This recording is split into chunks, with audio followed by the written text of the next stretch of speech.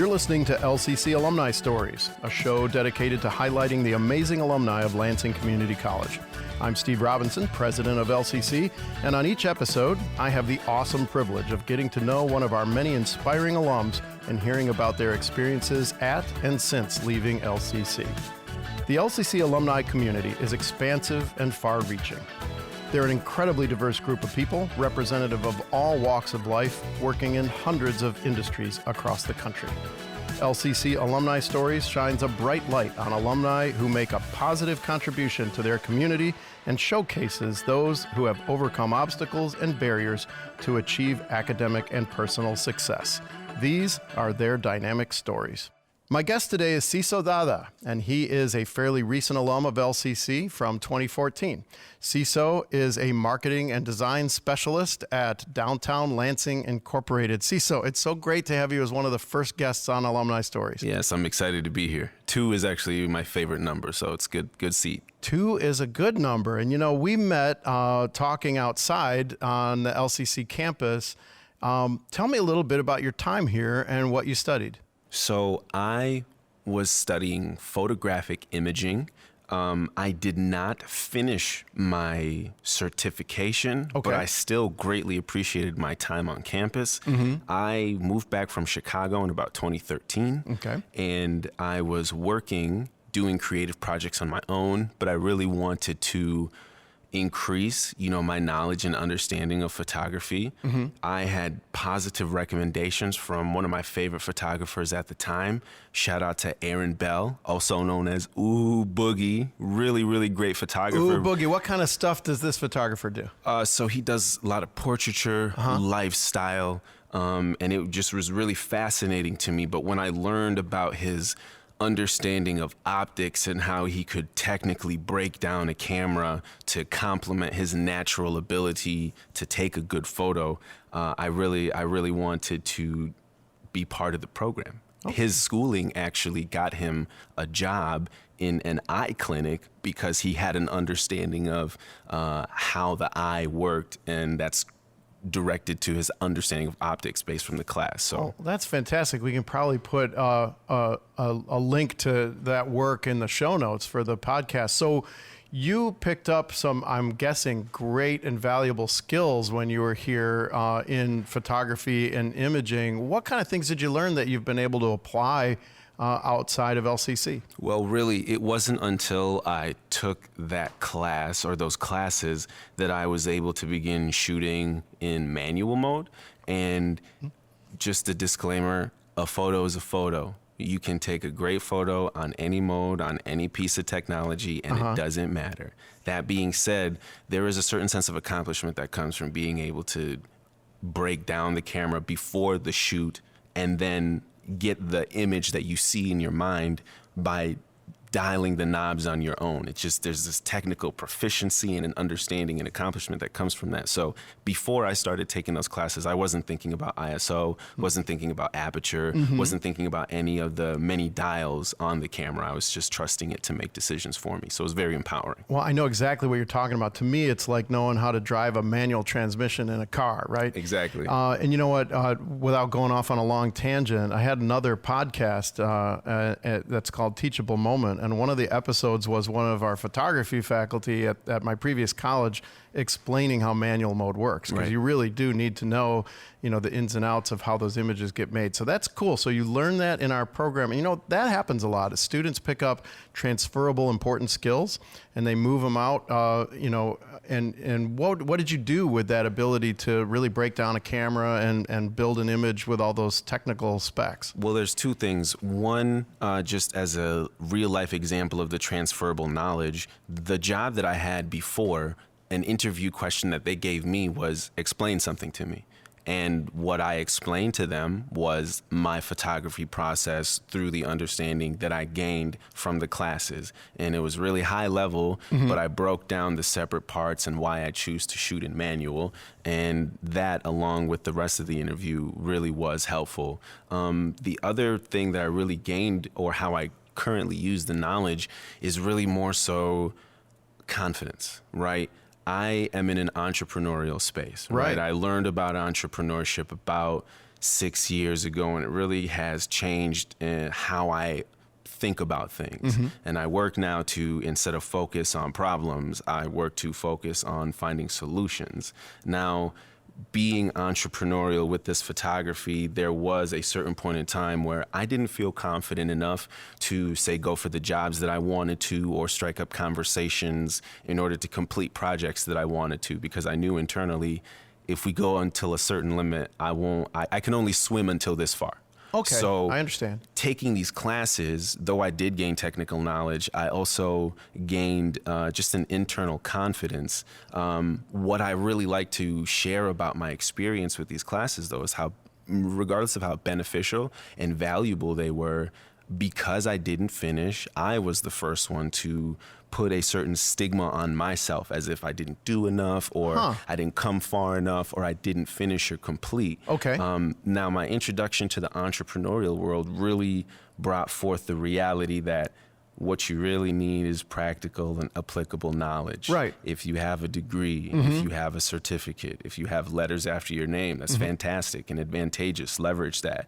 But you don't need a certificate in order to be proficient in whatever area you want to be in. You need experience, you need time, you need practice. So at that point in my life, I could see that I was transitioning from thinking about the certification that I needed to have in order to please people externally versus feeling confident and moving in the direction that I want to, regardless of what letters are or are not after my name. Now, when I went to school at Full Sail University, for a long time I carried around an insecurity of simply having an associate's degree. Right. And when you go to look for jobs, they ask for your credentials, and if you don't have a bachelor's, it seems as if they'll look on you negatively, which is ironic anyway, because even if you have a bachelor's but you don't have experience, you're still in the same boat. Right. So when I talk about entrepreneurship, especially to younger individuals, which is an area that we resonated as we talked, getting this information to younger people, I want them to know all the options they have available to them. You can have a degree, you can have a certificate, you can have applicable knowledge, many ways to skin a cat.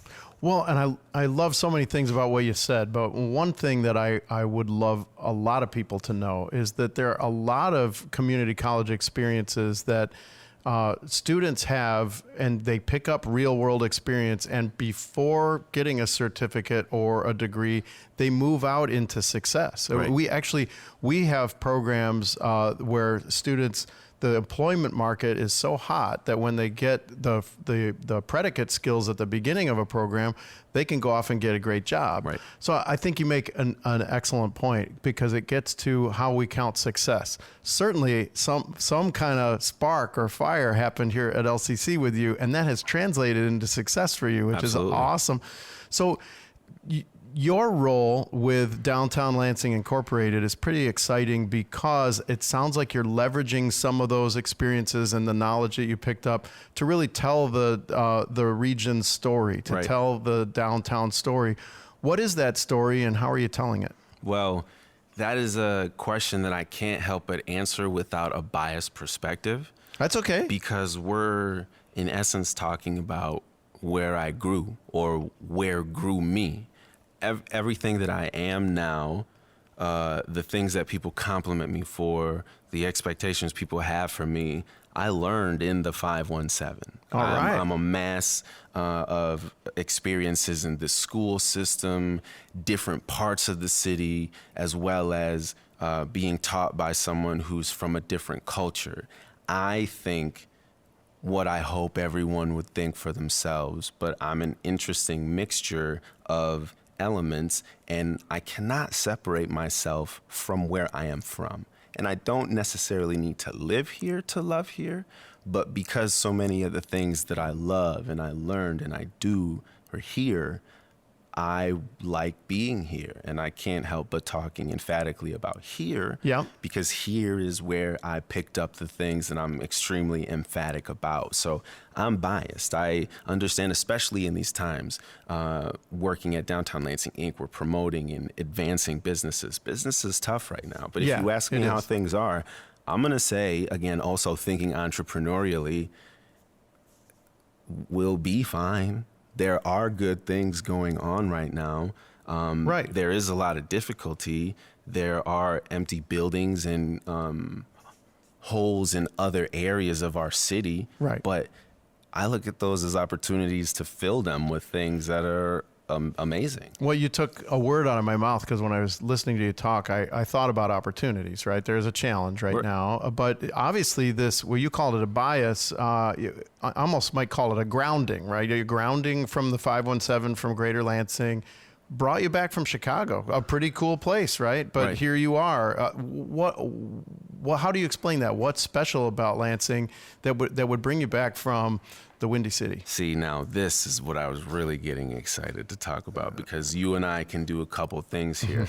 My family values are what brought me back to Lansing. Awesome. At that point in time, my family was experiencing some health issues, and I was the most capable to come and assist. Okay. Now there's familial ties that are specific to different cultures. And I mean, you can't see it if you're listening only, but I've got my American and South African flag shirt on. It's a very cool shirt. I thought I had timed it perfectly. I thought that today was National Heritage Day, but I found out actually that it was yesterday.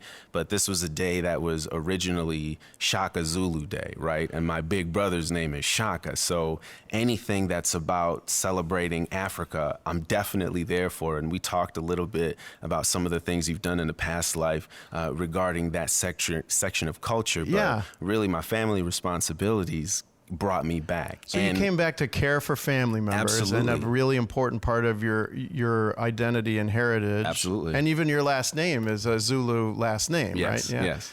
So you come back to care for family, and you're still here and really grounded in the area. Well, realistically speaking, like you were saying, though, what would bring someone from Chicago? I was there maybe a month ago. I love it. Never stopped loving it. It's a place that I like to be, right? 100% of me didn't want to come back. Okay, I Right. mean, that's just honest, yeah. So part of also coming to LCC and working on this photographic imaging degree, while I'm in a place where I might not 100% want to be, let me try to do things to better myself. Let me try to find areas where I can have my delights while we deal with the situation at hand. So, well, that's fantastic. And so when I think about, because I'm coming back to Lansing, a longer gap than you, right? I was gone for a long time. It strikes me that Lansing has a visual element now that it didn't have when I was here before. Right. You're a visual person, and when I think of the downtown art and the murals, there's some shout outs to places like Chicago and what we've got going on. You are leveraging social media to tell the 517 story. Talk to me about that. So, speaking of art, speaking of social media, we're at the end of the year-long anniversary for Below the Stacks Mural Festival, which, by the way, had 2 Chicago artists come from Chicago and place murals in the city. But, man, I was given the opportunity. I still can't believe that I was given the opportunity, but I ran the social media for that account. Oh, good. And there is a mural on Washington and Washtenaw. And our current executive director, Kathleen Edgerly, would see me from time to time doing my social media thing in front of that wall, being as tapped in as she is in the community. She's genuinely consuming the content from her personal page, but also from Downtown Lansing Inc. social media page, promoting it and sharing it, because at that point in time, there was no marketing or design specialist, which is, ironically enough, the original role that she played at Downtown Lansing Inc. when she worked there. Oh, really? So we interacted virtually first, and when the mural festival ended, it just so happened that I was hosting a pitch competition, and I asked if she would be part of the judging panel. So there were instances where we were interacting with each other, and long story short, I believe that really kind of formed or carved the path that led to what I'm doing right now, which is just, again, like the mural festival, leveraging social media to talk genuinely about things that get my juices going. Lansing is one of those places. Downtown is one of those places. I'm not just doing this for my job. I'm talking about my neighborhood. I'm not just sharing the business's story. I'm sharing the business page to my friend who I want business to work well. So it's just it's an avenue for me to be genuine in communicating about what I'm passionate about and where I'm passionate about. That's fantastic. And another great example about how what might seem like a classroom or a kind of training experience at a community college could translate into something that's social. And here you are, maybe doing visual storytelling with social media. When I was listening to you talk, it sounds like you're building your resume out in social. Right. I just want to flip the script on you. I know that this is the first session in the first 2 episodes, but this isn't the first time you've done this. As we were talking, you've got a little bit of history yourself behind the microphone with podcasting, and the reason that stuck out to me is because my big brother got his degree in audio engineering, and also I'm working through a podcast idea myself right now. So what is it that you were doing in a previous life behind the microphone? Oh, well, thank you, Siso. So as a student at Michigan State, I had a radio program, WDBM.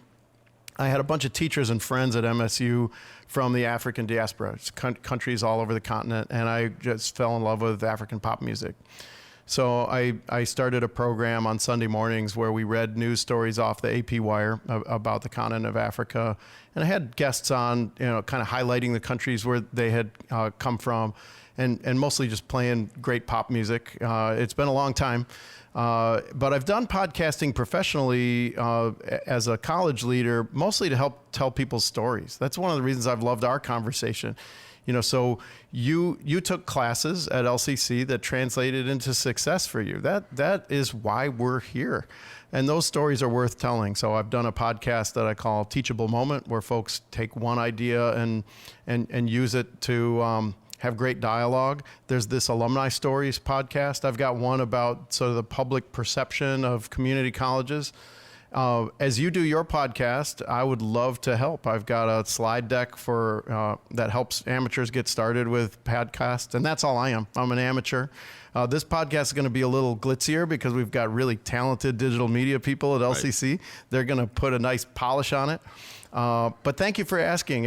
I think it's a great way to leverage social to tell stories, and people love to put in their earbuds and listen to people talk. Well, one of the reasons I want to bring that up is because when I heard that originally, it endeared you to me more for a couple reasons. Number one, anybody that's listening to good music, I know that we can get along and we can vibe, and there's a certain way that we can get together. But I always have, and I think that this is my perception in reverse of being, they call it third culture individual, grown in a place different from your parents. Anybody that's able to dibble and dabble from different worlds without skipping a beat, it says something about the considerations they make about and the way that they walk through the world. So the fact that you can identify with the music in a genre and a language that's not yours, this is the way that my mind works, but that directly correlates to your ability to be in the position you're in now, where you're